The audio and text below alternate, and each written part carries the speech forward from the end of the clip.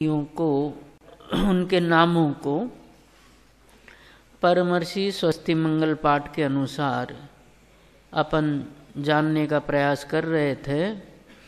3 श्लोक हो गए।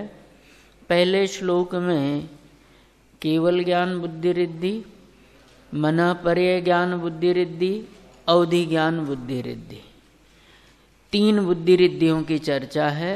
दूसरे श्लोक में भी बुद्धि रिद्धियों की ही चर्चा है। दूसरे श्लोक में 4 बुद्धि रिद्धियों की चर्चा है और ये वो बुद्धि रिद्धियां हैं जिनके अभाव में गणधरों के द्वारा द्वादशांग की रचना संभव नहीं है। ऐसी 4 प्रकार की 4 बुद्धि रिद्धियों की चर्चा दूसरे श्लोक में है।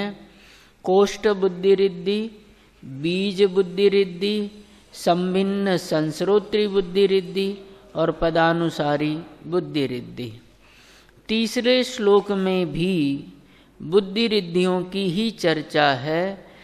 तीसरे श्लोक में 5 बुद्धि रिद्धियों की चर्चा है और ये 5 ही बुद्धि रिद्धियां मति ज्ञान से संबंधित है।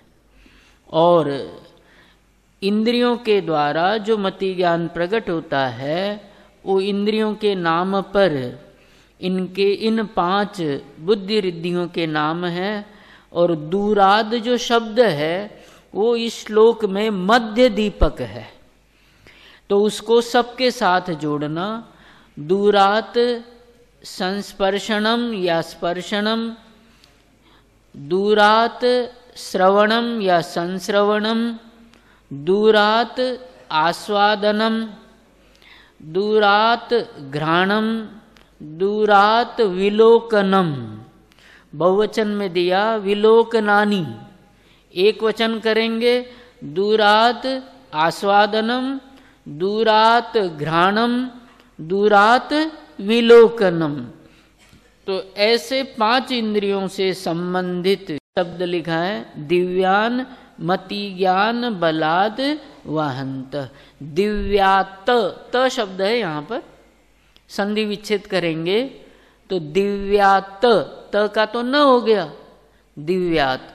दिव्य मति ज्ञान, मति ज्ञान कैसा कि दिव्य मति ज्ञान या मति ज्ञान की दिव्यता से या मति ज्ञान के दिव्य बल से ये प्रकट होती है। ये इंद्रिय संबंधित है। आज 4थे श्लोक से प्रारंभ करना है। प्रज्ञा प्रधाना श्रमणा समृद्धा, प्रत्येक बुद्धा दश सर्वपूर्व, प्रवादिनोष्टांग निमित्त विज्ञा, स्वस्ति क्रियासु परमर्षयो। 4था श्लोक है।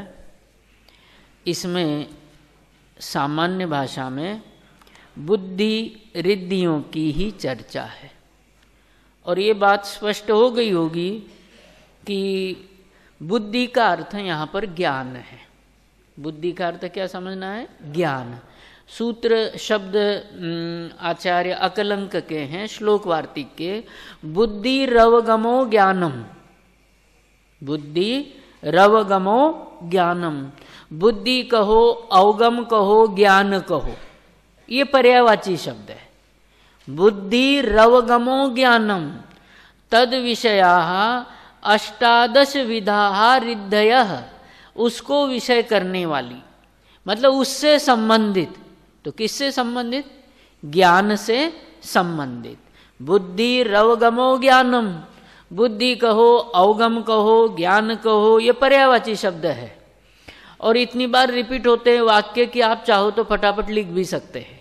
बुद्धि रवगमो ज्ञानम, बुद्धि रवगमो ज्ञानम तद विषयाः अष्टादश विधाः बुद्धि रिद्धयः।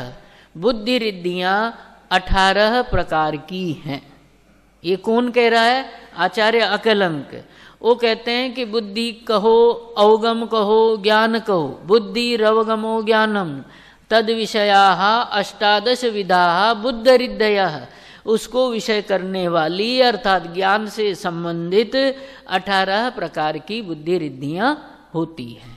ज्ञान का जो पर्याय में विशेष विकास है उसको बुद्धि रिद्धि कहते हैं। सामान्य विकास को तो क्षयोपशम कहते हैं। ज्ञान के सामान्य जो विकास है ज्ञान का उसको तो क्षयोपशम कहते हैं, और ज्ञान का जो विशेष विकास है उसको रिद्धि शब्द के द्वारा कहा गया है ज्ञान का ही विकास। तो इसमें भी सामान्य रूप से 18 6 बुद्धि रिद्धियों की चर्चा है। किसमें? जो चौथा श्लोक है इसमें बुद्धि रिद्धियों की चर्चा है। तो कौन सी बुद्धि रिद्धियों की? कि अब तक पहले श्लोक में 3, दूसरे में 4, तीसरे में 5, ऐसी 3, 4 और 5, 7 और 5 12 बुद्धि रिद्धियों की चर्चा हुई, और बुद्धि रिद्धियां रह गई 6, क्योंकि उनकी संख्या 18 बताई। तो 6 बुद्धि रिद्धियों की चर्चा चौथे श्लोक में है। कौन कौन से हैं? प्रज्ञा, श्रमणत्व जोड़ देना, श्रमणाः शब्द है ना इसमें। प्रज्ञा प्रधानाः श्रमणाः, प्रज्ञा है प्रधान जिनकी ऐसे श्रमण। एक बात और ध्यान रखना कि ये परमर्षि स्वस्ति मंगल पाठ है, ये बुद्धि रिद्धि का वर्णन करने वाला नहीं है। इसमें तो रिद्धिधारी मुनिराजों को अर्घ्य समर्पित किया है, इसलिए सारे ही शब्द जो आएंगे ना वो मुनिराज के विशेषण है। बात पकड़ में आ गई, समझ में आ गई ना बात? कि जितने भी शब्द आएंगे कि ऐसे मुनिराज जिनको ये बुद्धि रिद्धि प्रकट है, ये रिद्धि प्रकट है, उनको अर्घ्य समर्पित है। जैसे प्रज्ञा प्रधानाः श्रमणाः, क्योंकि मैं ये अर्घ्य किन को चढ़ा रहा हूं? कि मैं उनको अर्घ्य चढ़ा रहा हूं जिनकी प्रज्ञा ही प्रधान है। प्रज्ञा में और ज्ञान में अंतर क्या है? जब अपन विस्तार से चर्चा करेंगे तब आ जाएगा अर्थ इसमें, कि प्रज्ञा ही प्रज्ञा में और ज्ञान में अंतर है। प्रज्ञा अलग है, ज्ञान शब्द अलग है, दोनों में अंतर है। तो इसकी चर्चा जब इनका विस्तार से वर्णन करेंगे, अभी तो सामान्य चर्चा कर रहे हैं। तो जो मुनिराज हैं जिनको रिद्धियां प्रकट है उनको नमस्कार किया। धौला में प्रश्न किया कि रिद्धिधारी मुनिराजों को नमस्कार किया, तो जिनको रिद्धि प्रकट नहीं है ऐसे भी तो मुनिराज होते हैं, तो क्या उनको अर्घ्य समर्पित नहीं किया गया? बात समझ में आ गई? घर पे भी कार्ड देते हैं तो हर एक का नाम नहीं लिखते, मुखिया का नाम लिख करके कहते हैं कि सपरिवार, है ना। तो यहां सिद्धांत लागू किया कि जिनके रिद्धियां प्रकट नहीं है, जिनको रिद्धियां प्रकट नहीं है या कम है या रद्दियां नहीं है, उनको भी यहां नमस्कार किया गया। तो बात समझ में नहीं आई। आपने तो कह दिया कि हमने नमस्कार कर दिया और हमने सुन लिया, लेकिन कैसे नमस्कार किया ये भी बताओ।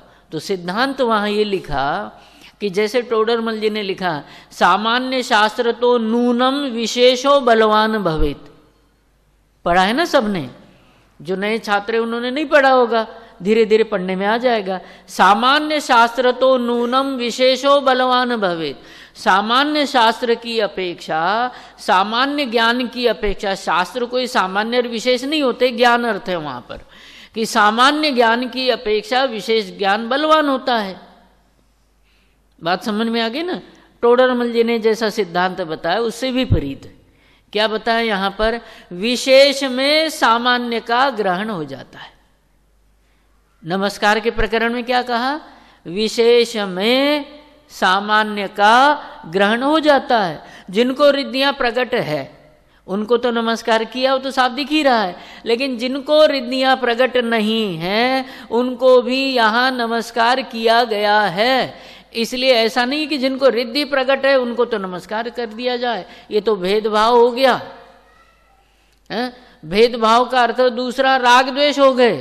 तो यहाँ राग द्वेष की तो कोई बात नहीं है। वीतराग मार्ग में वीतराग भाव को ही मुख्य रख करके सभी कुछ सिद्धांतों का वर्णन होता है। जितने भी सिद्धांत है वीतराग मार्ग में वीतराग भाव से ही सभी सिद्धांतों का अन्वय होता है, सभी सिद्धांत घटाए जाते हैं।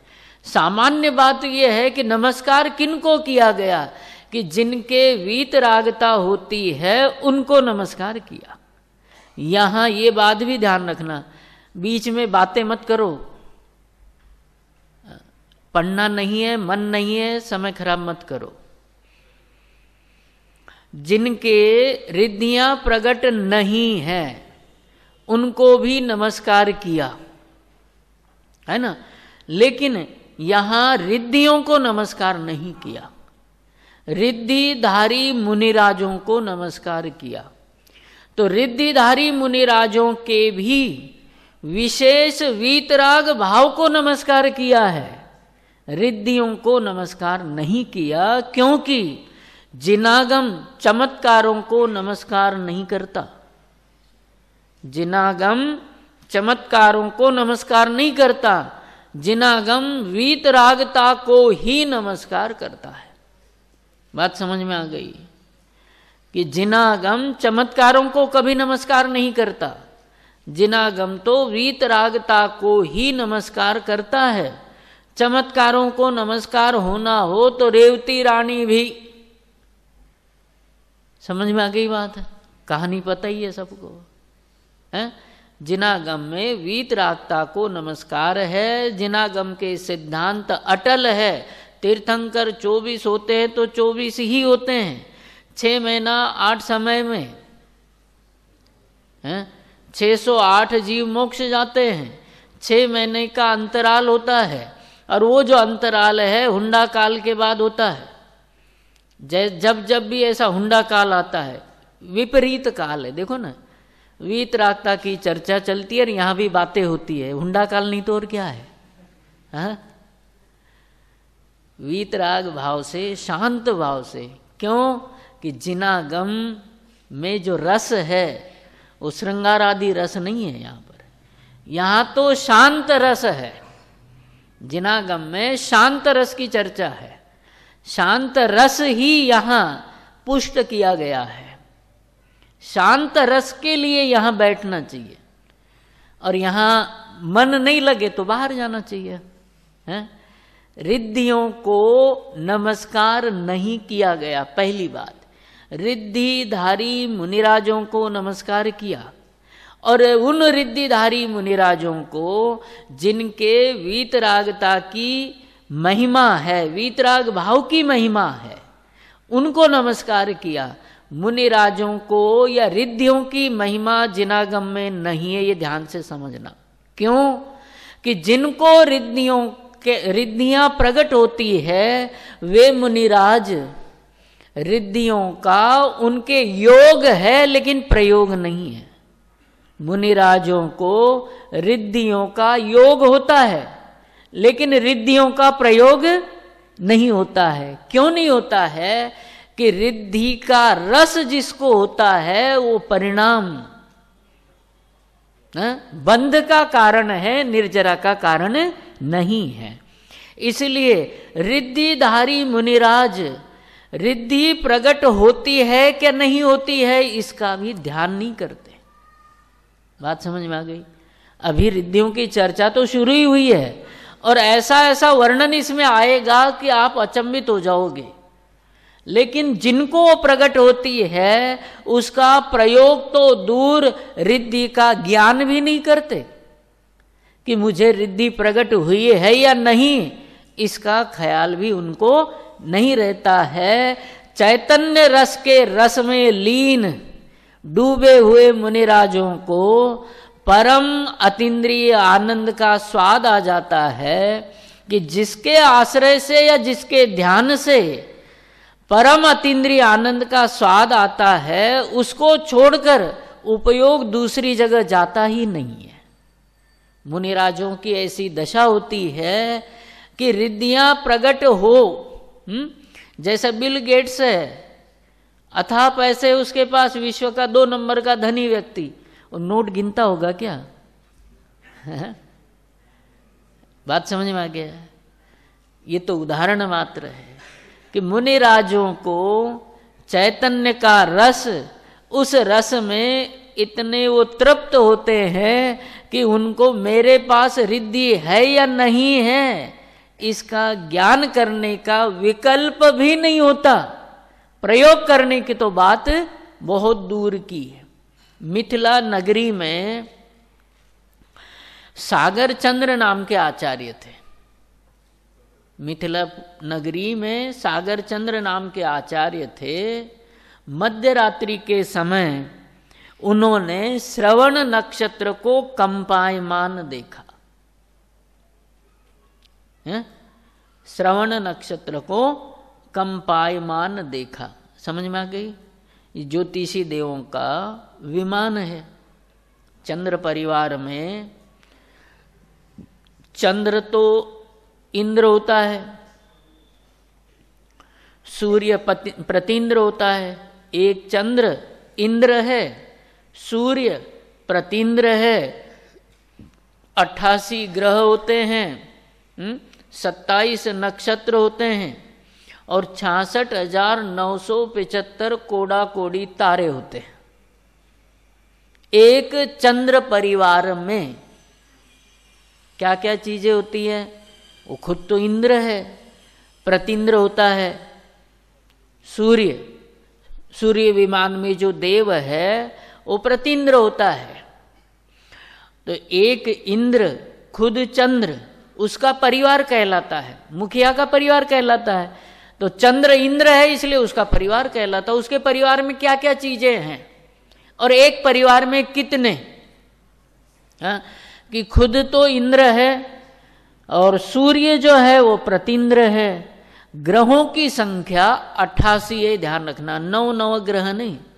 जिनागम में, हुंडाव सर्पिणी पंचम काल में और पुण्य की हीनता के कारण से 9 ग्रह देवता मंदिर बन गए।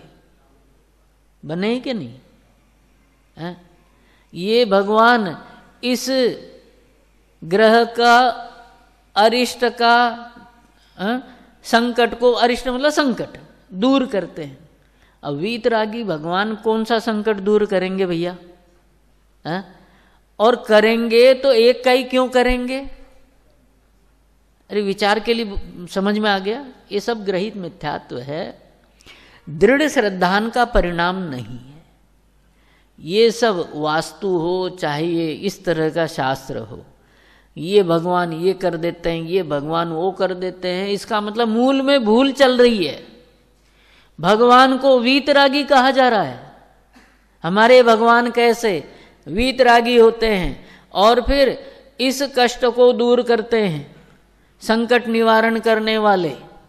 ये चर्चा परिणामों को नीचे ले जाने वाली है। संकेत में समझ लेना कि हमारे यहाँ पर इनको नमस्कार नहीं है। रिद्धिधारियों को भी तब नमस्कार किया गया जब उनकी वीतरागता देखी गई, क्योंकि मजेदारी की बात आगे आएगी, इसी में है।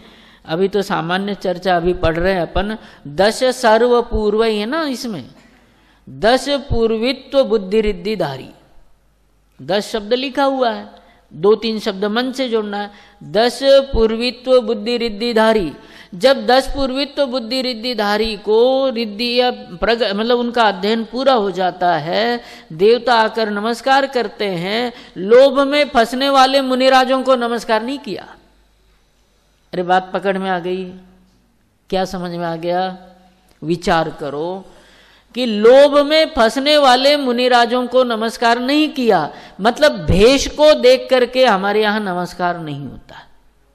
वीतरागता को देख करके ही नमस्कार किया जाता है। नमस्कार किया जाना चाहिए, नमस्कार किया जाता है वीतरागता को। बात समझ में आ गई?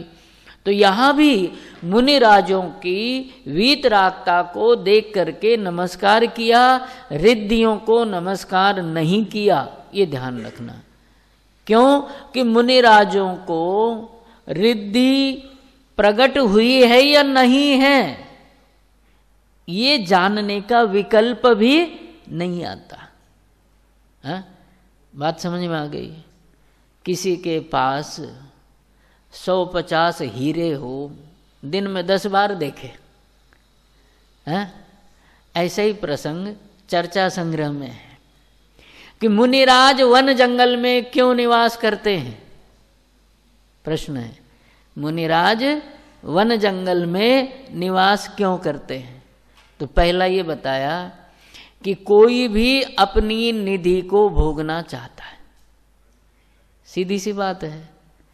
और कोई भी निधि को चौराहे में नहीं भोगता, ये बात भी सही है। चौराहे पे भोजन करते हैं क्या? नहीं करते ना। क्यों नहीं करते? कि वहाँ अशुद्धि, व्यवधान, बाधाएं बहुत सारी होती है। एकांत में ही, शांत स्थान में ही भोजन होता है। अब भोजन जैसी अशुभ भाव की क्रिया भी एकांत स्थान में करने की अपेक्षा की जाती है जीवों के द्वारा, तो ध्यान जैसी क्रिया, उसके लिए एकांत की आवश्यकता नहीं होगी क्या? तो वहां समाधान ये दिया उन्होंने कि एकांत में क्यों जाते हैं कि मुनिराजों को ऐसी निधि उपलब्ध हुई है जो अनादिकाल से जीव को प्राप्त नहीं हुई होती है। बात समझ में आ गई? ऐसा मुनिपना भी एक भव चक्र में अधिकतम 32 बार होता है। एक भव चक्र में मुनिपना अर्थात मुनिपद दीक्षा ग्रहण करना अधिक से अधिक 32 बार होता है। अब उसको तो कर दिया 32 को गौण। और ये जो मुनिपना प्राप्त किया है वो किसके लिए? आत्म साधना के लिए। 3 स्नान बताए थे, ध्यान स्नान, ज्ञान स्नान और तप स्नान। ज्ञान भी ध्यान के लिए और तप भी ध्यान के लिए होता है, मुनि जीवन भी ध्यान के लिए ही होता है। और जहां ध्यान अधिक सधे मुनिराज वहां रहते हैं। एकांत में ही ध्यान सधता है, इसलिए मुनिराज एकांत में ही रहते हैं, भीड़ भाड़ वाले स्थान में नहीं रहते हैं। हमें वर्तमान में घटाना नहीं है, सिद्धांत समझना है। बात समझ में आ गई कि एकांत में आत्मनिधि के भोग के लिए निवास करते हैं, क्योंकि संग में रहने पर काजल की कोठरी में चाहे जैसा सयाना व्यक्ति चला जाए तो भी काजल का दाग लगे बिना नहीं रहता। कितना भी साधक, कैसा भी साधक क्यों न हो, संग में रहेगा तो साधना भंग अवश्य हो जाएगी। संग, ग शब्द है ना, संग में रहेगा तो साधना भंग हो जाती है। और छोड़ो, आपके पास यदि बात करने वाला छात्र बैठ गया तो आपका ध्यान भी बढ़ जाएगा। बटेगा कि नहीं बटेगा? इसलिए उसके साथ बैठना चाहिए। है? एक बात हमेशा ध्यान रखना, जैसे बोलना कला है वैसे मौन रहना भी कला है। नहीं है बात समझ में? बोलना तो कला है ही, लेकिन मौन रहना भी उससे बड़ी कला है। और एक जगह नीति शास्त्र में तो ऐसा लिखा, बोलना तो कला है, मौन रहना साधना है। बोलना तो कला है और मौन रहना साधना है। क्योंकि लौकिक दृष्टि से भी देखो, कम बोलने वाले की एनर्जी बनी रहती है, उससे गलतियां कम होती है। तो प्रकरण ये था कि मुनिराजों को रिद्धियों का रस नहीं होता, उनको तो आत्मरस ही रहता है। आत्मरस ही उनको अच्छा लगता है, आत्मा में ही रस आता है। रिद्धियों में रस आता तो रिद्धियों का प्रयोग करते, लेकिन रिद्धियों में रस नहीं है। आत्मा में ही रस है, इसलिए आत्मा का ही पान करते हैं। एक चंद्र परिवार में ये चर्चा चल रही थी कि एक चंद्र इंद्र, सूर्य प्रतींद्र, 88 ग्रह, 27 नक्षत्र और 66,975 66975 है ना, कोड़ा कोड़ी, कितनी बार लिखना है, कोड़ा कोड़ी तारे होते हैं। एक चंद्र परिवार में इतने तारे होते हैं। बात समझ में आ गई। अब वो बात इसलिए याद आ गई कि मिथिला नगरी में सागर चंद्र नाम के आचार्य थे। अर्धरात्रि के समय उनको श्रवण नक्षत्र कंपायमान होता हुआ दिखाई दिया। बात समझ में आ गई। बुद्धि रिद्धियों में अंतिम रिद्धि है अष्टांग महानिमित्तत्व बुद्धि रिद्धि। अष्टांग तो वैसा जोड़ा गया, निमित्तत्व बुद्धि रिद्धि। कौन सी बुद्धि रिद्धि है? निमित्तत्व बुद्धि रिद्धि। उसके 8 भेद है। उसमें भौम भूमि से संबंधित, अंतरिक्ष आकाश से संबंधित, वो निमित्त बुद्धि रिद्धि है। निमित्त ज्ञान वाली बुद्धि रिद्धि है।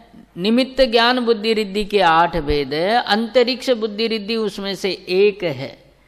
और उस अंतरिक्ष में कभी तारे का हिलना, रंग बदल जाना, तारे के पास कुछ चक्राकार वर्तुल दिखाई देना, ऐसे अनेक कारण होते हैं। उनको देख करके निमित्त ज्ञानी भविष्य की घटनाओं को जानते हैं। तो सागर चंद्राचार्य ने क्या देखा था? अर्धरात्रि के समय श्रवण नक्षत्र कंपायमान है, हिल रहा है। तो उनको अवधि ज्ञान प्रकट था। तो उस समय उनको इतना सा ही ज्ञान हो गया है कि कुछ न कुछ अनिष्ट होने वाला है। बात समझ में आ गई? ध्यान से समझना, शब्दों का फेर है कि अनिष्ट होने वाला है, ये समझ लिया, ठीक है। मतलब जो निमित्त ज्ञान है वो दोनों ही प्रकार का है। अनुकूल होने वाला भी निमित्त होता है और प्रतिकूल होने वाला भी निमित्त होता है, लेकिन ये प्रतिकूल वाला था। अब इसका फल ये था कि संयमियों पर उपसर्ग होने वाला है। इतना ही उन्होंने जान लिया। किससे? वो जो श्रवण नक्षत्र कंपायमान हो रहा था ना, उस श्रवण नक्षत्र को कंपायमान देख करके उनको इतना ज्ञान हो गया है कि कुछ अशुभ होने वाला है। एक बात। अब वो अशुभ क्या होने वाला है कि संयमियों पर उपसर्ग होने वाला है। इतनी सी बात हो गई। परिणामों में यदि विचलितपना, देखो आपके चेहरों पर भी आपको सुनने का, स्वाध्याय का रस आ रहा होगा तो चेहरे पे दिख जाएगा, नहीं आ रहा होगा तो भी वो बात चेहरे पे झलक जाएगी। तो साधर्मियों पर उपसर्ग आ जाए तो साधर्मियों के प्रति, साधर्मियों को तो राग होता ही है।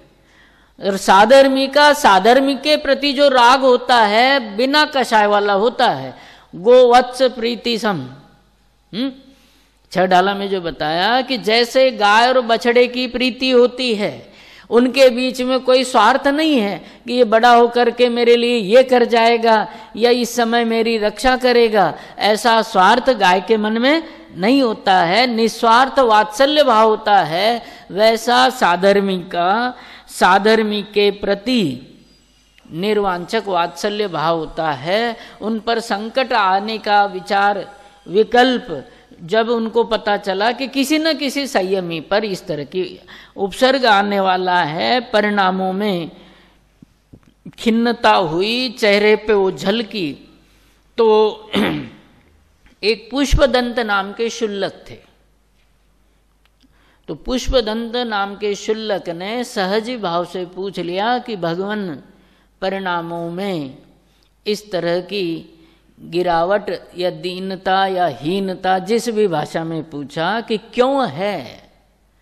तो मुनिराज ने अवधि ज्ञान का प्रयोग किया और अवधि ज्ञान का प्रयोग करके बताया कि धरणीधर नाम का पर्वत है, धरणी भूषण पर्वत, धरणीधर या धरणी भूषण नाम का पर्वत है।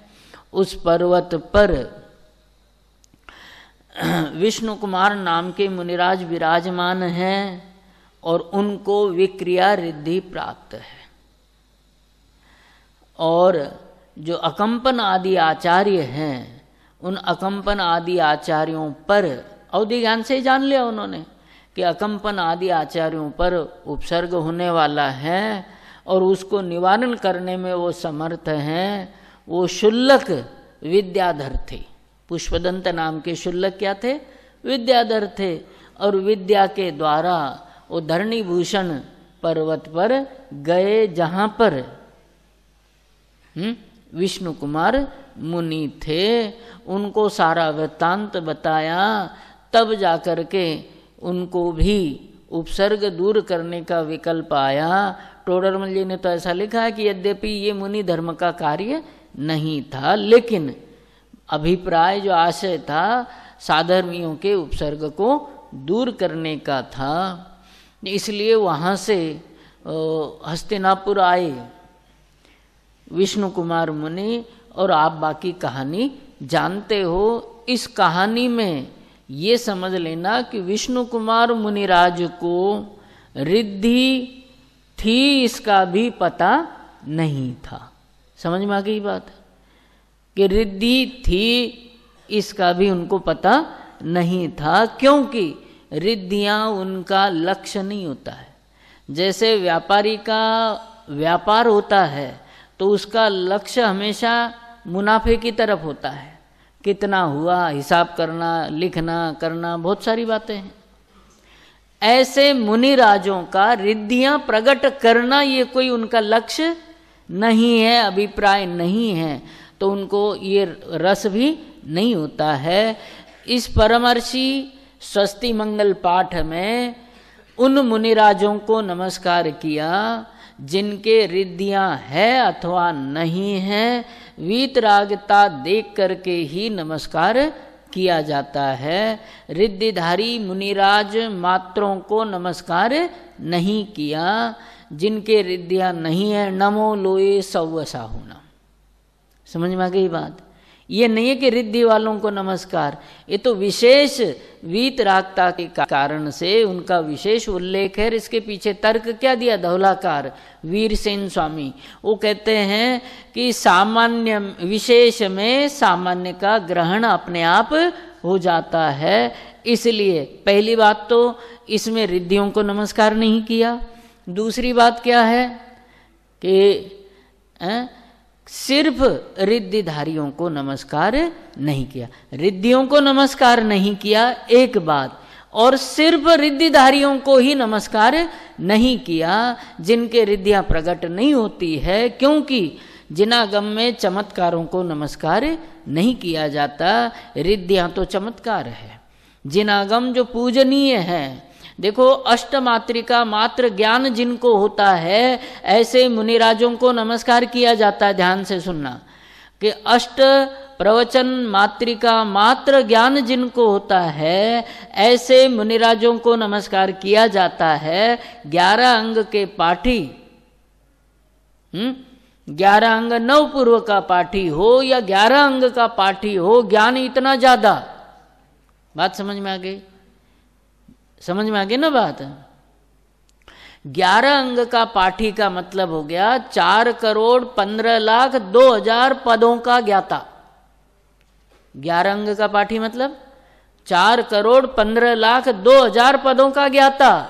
और एक पद में 16,34,63,07,888 अपुनरुक्त अक्षर होते हैं।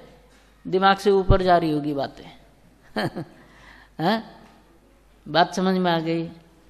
एक पद में कितने अक्षर होते हैं? है? कि 16,34,83,07,888 अक्षर अपुनरुक्त अक्षर होते हैं। और ऐसे ये तो एक पद के अक्षरों की संख्या है। 11 अंग के पद कितने कि 4,15,02,000। पहले आचार अंग से लेकर के 11वां विपाक सूत्र नाम का अंग है, विपाक सूत्र अंग तक कितने पद हो गए? अरे अभी तो 2 बार बता दिया, अब तो आपकी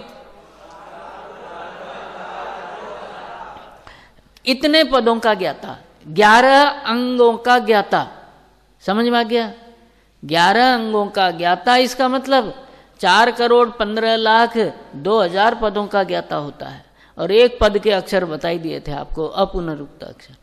इतना बड़ा ज्ञान जिसको होता है, वो गृहस्थ जीव हो तो उसको भी माथा नहीं टेका जाता, क्योंकि जिनागम में उस ज्ञान का मूल्य नहीं है जो वीतरागता का जनक नहीं है, या जिसके साथ वीतरागता नहीं है।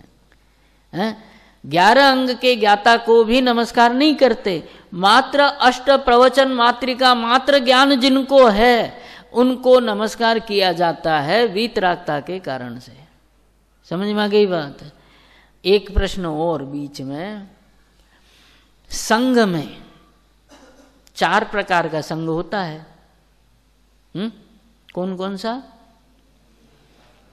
मुनि, आरिका, ये मुनि संघ नहीं होता। जिन कल्पी, स्थविर कल्पी, उत्सर्ग मार्गी और अपवाद मार्गी। जिन कल्पी, स्थविर कल्पी, उत्सर्ग मार्गी और अपवाद मार्गी, ऐसा 4 प्रकार का मुनि संघ होता है। शब्द नाम क्या है देखो, मुनि संघ, मुनियों का संघ। मतलब एक संघ में 4 प्रकार के मुनि होते हैं, उसको मुनि संघ कहते हैं। अब चतुर्विध संघ, मुनि, आरिका, श्रावक, श्राविका नहीं। क्या है? जिन कल्पी, स्थविर कल्पी, उत्सर्ग मार्गी और अपवाद मार्गी। समझ में आ गई बात? ये 4 प्रकार का संघ होता है। तो ये जो 4 प्रकार के मुनि हैं एक संघ में, ठीक है। अब जो संघ है उस संघ में परंपरा क्या है? अरे परंपरा क्या है? किसी ने 100 वर्ष की दीक्षा ले ली थी, 100 वर्ष हो गए दीक्षा लिए हुए, हैं? किसी कारण से दीक्षा छेद करना पड़ा, पुनर्दीक्षित हो गए, और कल किसी ने नई नई दीक्षा ली थी। पकड़ में आ गई बात? कौन किसको नमस्कार करेगा? है?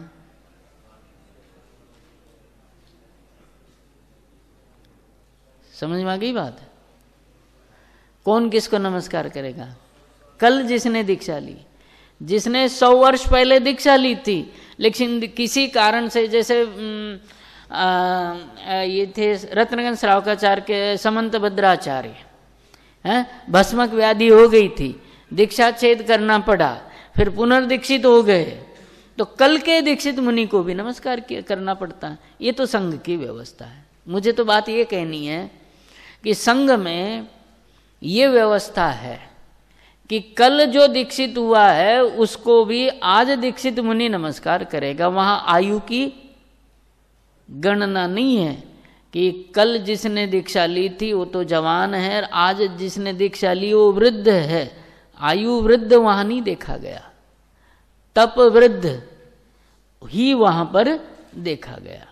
प्रश्न ये है कि व्यवस्था तो ये समझ में आ गई ना आपके कि कल के दीक्षित को आज का दीक्षित नमस्कार करेगा, ये सिद्धांत है।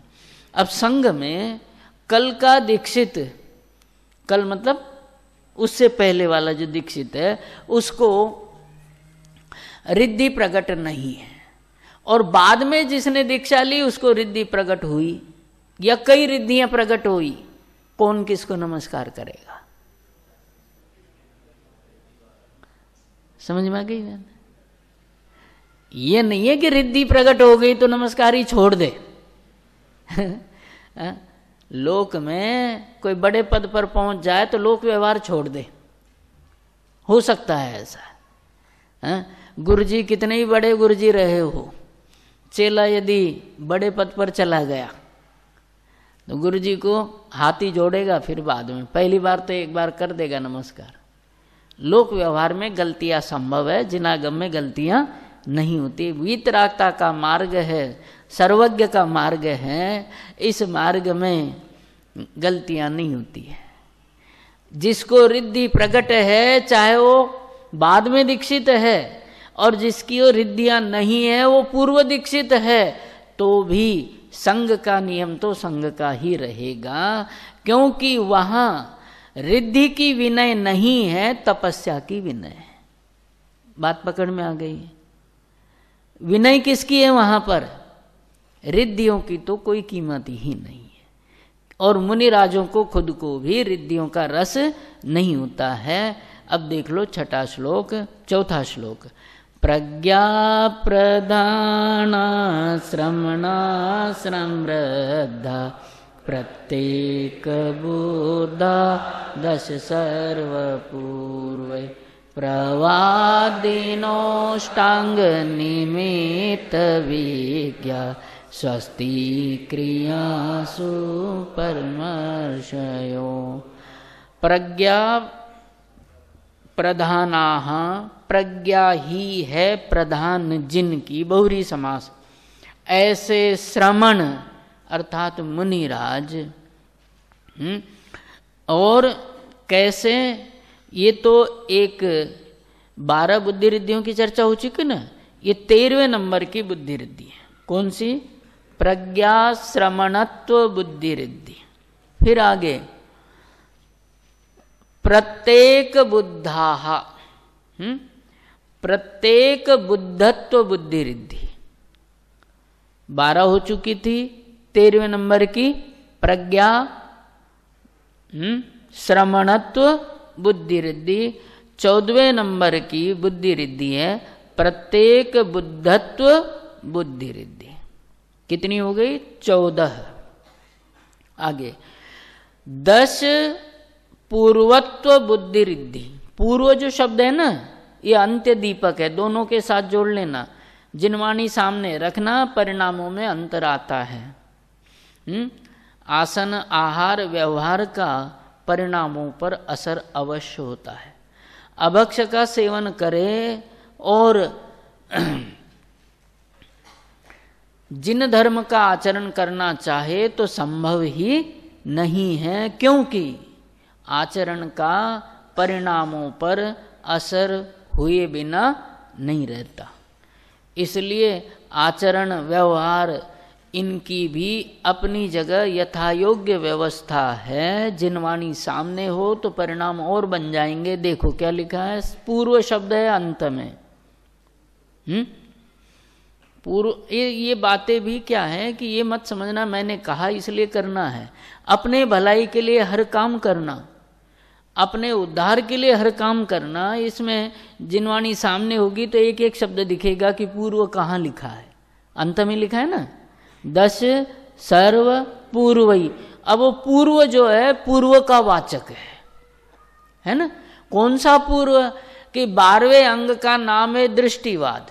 दृष्टिवाद के 5 भेद है, परिकर्म, सूत्र, प्रथमानुयोग, पूर्व और चूलिका। कौन कौन से नाम है? परिकर्म, सूत्र, प्रथमानुयोग, पूर्व और चूलिका। पूर्व 4थे नंबर पर है। बात समझ में आ गई? 12वें दृष्टिवाद नाम के अंग के 5 भेद है, परिकर्म, सूत्र, प्रथमानुयोग, पूर्व या पूर्वगत भी कहा गया वहां पर, और अंत में चूलिका। तो वो जो चौथा भेद है पूर्व, उसके भी 14 भेद है। कितने भेद है? 14 भेद है। तो 10वें पूर्व तक पढ़ने वाले को पहले आचारांग से लेकर के दृष्टिवाद नाम के 12वें अंग के 5 भेदों में से चौथे भेद का नाम है पूर्व। क्या नाम है? पूर्व नाम है, और उसके भी 14 भेद है। 10वें भेद का नाम है विद्यानुवाद, और 14वें भेद का नाम है लोक बिंदुसार। तो 10वें भेद तक पढ़ते पढ़ते जो आता है उसको क्या कहते हैं? 10 पूर्वों का ज्ञाता। अब कहा क्या जा रहा है? 10 पूर्वों का ज्ञाता। और समझना क्या है कि उसको ज्ञान कितना है कि पहले अंग से लेकर के 11वें अंग तक का ज्ञान है। उसके बाद उसको ज्ञान किसका है? परिकर्म का है, सूत्र का है, प्रथमान योग का है। और पूर्वों में 10वें पूर्व तक पढ़ा है तो 10वें पूर्व तक का ज्ञान है, और 14वें पूर्व तक पढ़ा है तो 14वें पूर्व तक का ज्ञान है। यहां किसको लेना? अकेला ऐसा अर्थ मत समझना। मैं जो बताना चाहता हूं कि किसी ने 10वां पूर्व लाइब्रेरी में से निकाल लिया और पढ़ लिया। उदाहरण समझ में आ गया ना? मूल जिनवाणी तो वर्तमान में नहीं है, लेकिन उदाहरण मात्र है कि ऐसा नहीं है कि 11 अंग के जिनवाणी रखी है, 12वें अंग की भी जिनवाणी रखी है। कल्पना है 12वें अंग की भी जिनवाणी रखी है, उसमें से 10वें पूर्व वाली किताब को तो निकाल लिया और पढ़ लिया। जैसे आपके कोर्स में कर्ता कर्म अधिकार है समय सार में से, तो वो एक अधिकार मात्र पढ़ लिया, ऐसा नहीं है। आशय समझ में आ गया? 10 पूर्वों तक का ज्ञाता मतलब पहले अंग से लेकर के 10वें पूर्व तक पढ़ने वाले को 10 पूर्वों का ज्ञाता कहते हैं। क्या कहते हैं? और जिसने पहले अंग से लेकर के 10वें पूर्व तक पढ़ा है उसको डिग्री मिलती है, एक नया नाम मिलता है, विद्याधर श्रमण। क्या नाम मिलता है? विद्याधर श्रमण। 14 पूर्व तक पढ़ने वाले को तो श्रुत केवली नाम मिलता है, और 10 पूर्व तक पढ़ने वाला या पढ़ने वाले जो मुनिराज हैं वो लोक में विद्याधर श्रमण नाम से प्रसिद्ध होते हैं। किस नाम से प्रसिद्ध होते हैं? विद्याधर श्रमण नाम से प्रसिद्ध होते हैं। देखो ये बाकी जितने भी पढ़ने वाले हैं ना, पहले अंग से लेकर के 9वें पूर्व तक पढ़ने वाले को कोई नाम नहीं मिल रहा है। आपको तो भी 5 साल में वो शास्त्री डिग्री मिल जाएगी, 2 साल में उपाध्याय डिग्री मिल जाएगी। वहाँ डिग्रियाँ 2 ही है और 2 ही जगह बांटी जाती है। पहले अंग से लेकर के 10वें पूर्व तक पढ़ो। 10वें पूर्व तक समझ में आ गया? 11 अंग पढ़ लिए, फिर परिकर्म पढ़ लिया, सूत्र पढ़ लिया, प्रथमान योग पढ़ लिया, और फिर पूर्वों का अध्ययन शुरू किया। 10वें पूर्व तक पढ़ा तो फिर उसको एक नया नाम मिलता है। कौन सा नाम मिलता है? विद्याधर श्रमण नाम से एक नया नाम मिलता है। चर्चा रोचक है, जब ये प्रकरण चलेगा तब आपको बताएंगे। घड़ी मत देखना, मैं मेरे ऐसा मत समझना कि समापन हो रहा है। जब चर्चा चलेगी, अब अवसर नहीं है, इसलिए विद्याधर भी 3 प्रकार के होते हैं, है ना? विद्याधर भी 3 प्रकार के होते हैं। उनमें से एक विद्याधर श्रमण होते हैं, है ना? ये चर्चा तो जब ये अपन धीरे धीरे पढ़ेंगे उसमें आ जाएगी। इतना भी आसान नहीं है कि इतने जल्दी ही 2-2 लाइनों में पढ़ लिया और 8 दिन में रिद्धियाँ पूरी हो गई है, ऐसा नहीं है। अंदर गहराई से जाओगे तो विस्तार से समझ में आ जाएगा, और वही ज्ञान स्थायी रहेगा। क्यों कि बहुत सारी चीज़ें आप लाओगे बुद्धि में तो कुछ तो रहेगी हमारे पास, और विस्तार चला जाएगा तो भी मूल तो रहेगा। इसलिए हमेशा विस्तार सहित ज्ञान प्राप्त करने का प्रयास कर लिया करो। क्या बात थी कि 10 पूर्व शब्द है ना ये, तो ये पूर्व कौन सा पूर्व? अब भाव भाषण हो जाएगा आपको।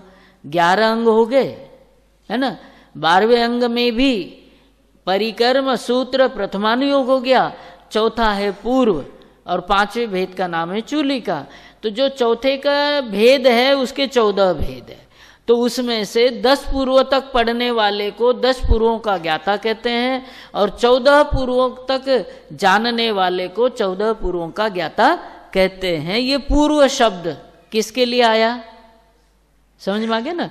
दृष्टिवाद नाम के, चलो समय सार भी ऐसा ही है, उसकी चर्चा कहाँ है कैसे है उसकी चर्चा बाद में करेंगे। अभी शब्द देख लो, 10 पूर्व अंत्य दीपक है और सर्व पूर्व।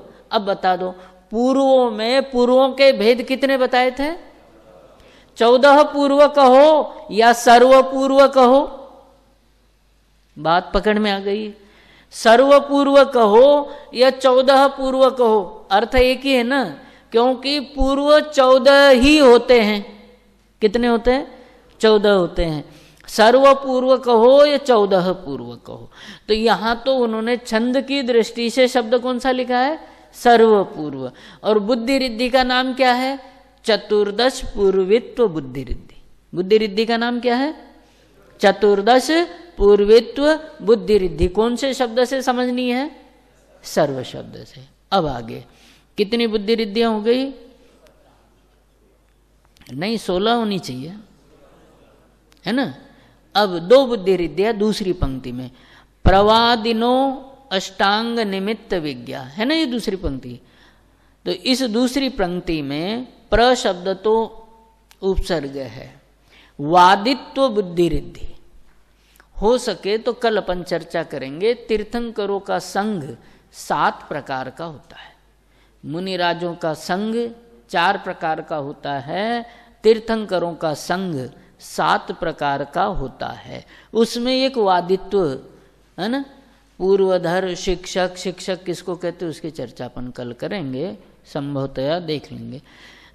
प्रवादिनो वादित्व बुद्धि रिद्धि, कौन सी बुद्धि रिद्धि है? वादित्व बुद्धि रिद्धि, ये 17वें नंबर की बुद्धि रिद्धि है।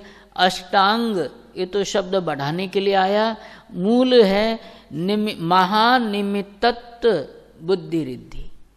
कौन सी बुद्धि रिद्धि है? महानिमित्तत्व बुद्धि रिद्धि। अब 6 नाम बताओ कौन कौन से हो गए?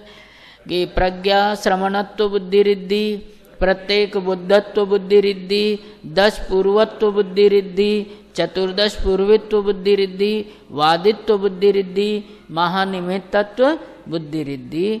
इस प्रकार से 18 बुद्धि रिद्धियां होती है। पहले श्लोक में विशिष्ट 3 प्रकार की बुद्धि रिद्धियों की चर्चा है। दूसरे श्लोक में गणधरों के शास्त्र रचना से संबंधित 4 बुद्धि रिद्धियों की चर्चा है। तीसरे श्लोक में मति ज्ञान से संबंधित इंद्रिय ज्ञान वाली 5 बुद्धि रिद्धियों की चर्चा है। और ये चौथे श्लोक में आचार्य उपाध्याय साधुओं की विशिष्ट रिद्धियों की चर्चा है। चौथे श्लोक में आचार्य उपाध्याय और साधुओं की विशिष्ट बुद्धि रिद्धियों की चर्चा है चौथे श्लोक में।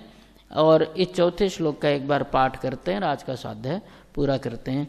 प्रज्ञा प्रदाना श्रमणा समृद्धा, प्रत्येक बुद्धा 10 सर्वपूर्वै, प्रवादिनोष्टांग निमित्त विज्ञा, स्वस्ति क्रियासु परमर्षयो नमः।